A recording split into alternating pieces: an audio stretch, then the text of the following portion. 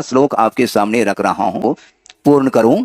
एक कल्याण मंदिर स्तोत्र आचार्य प्रणीत व स्तोत्र है, उसमें एक श्लोक आता है, बहुत ही प्रासंगिक है।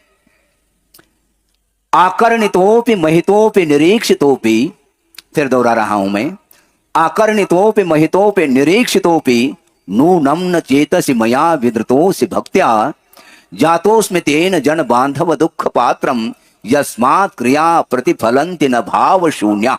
भाव शून्या क्रिया न प्रतिफलन्ति। भाव शून्य जितने भी क्रियाएं होती हैं उनके माध्यम से कोई भी फल सामने दिखाई नहीं देता।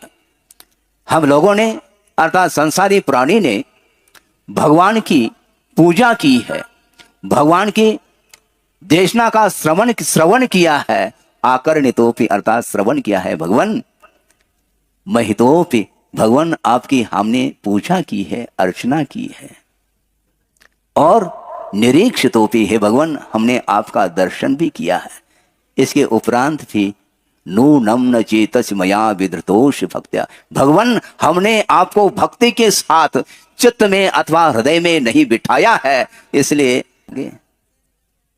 ते जातोस्मि तेन जन बांधव दुख पात्रम। हे भगवान आप विश्व के बंधु हैं और मैंने आपकी पूजा अर्चना, आपकी देशना और आपकी उस दिव्य वीतराग मुद्रा का दर्शन भी किया है, किंतु इसमें मात्र आंखों के माध्यम से वह सारी क्रिया हमने कर ली, कानों के माध्यम से देशना सुन ली, किंतु बार बार दर्शन करने के उपरांत, बार बार उस देशना को सुनने के उपरांत, बार बार पूजन अर्चन करने के उपरांत भी मैं दुख का पात्र बना हूं। क्यों? इसमें कारण यह है कि हमने हृदय से भक्ति के साथ आपको हमने हृदय में नहीं बिठाया है। इसलिए सारी ये धार्मिक क्रियाएं मात्र क्रिया बन करके रह गई हैं, किंतु दुख का पात्र बना हूं, क्योंकि भाव शून्य क्रिया न प्रतिफलन्ति। भाव शून्य जितनी भी क्रियाएं होती हैं वे प्रदर्शन के रूप में आ सकती हैं, आती हैं,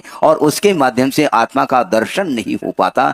हमें पंच नमस्कार मंत्र की आराधना चाहे सामूहिक रूप में करें अथवा एकांत में जाकर के, अकेले जाकर के भी पंच परमेष्टि की आराधना प्रभु बनने के उद्देश्य को लेकर के करते हैं, तो निश्चित रूप से यह पंच नमस्कार मंत्र ये हमारे लिए वरदान सिद्ध होगा, बल्कि इसकी आराधना के माध्यम से प्रभु बनने का अवसर प्राप्त होगा। सब लोगों के लिए इस पंच नमस्कार जो अनादि अनिधन महामंत्र है, इसकी आराधना करते हुए सब लोगों के लिए मोक्ष की उपलब्धि हो, इस पवित्र भावना के साथ इस वक्तव्य को पूर्ण किया जा रहा है।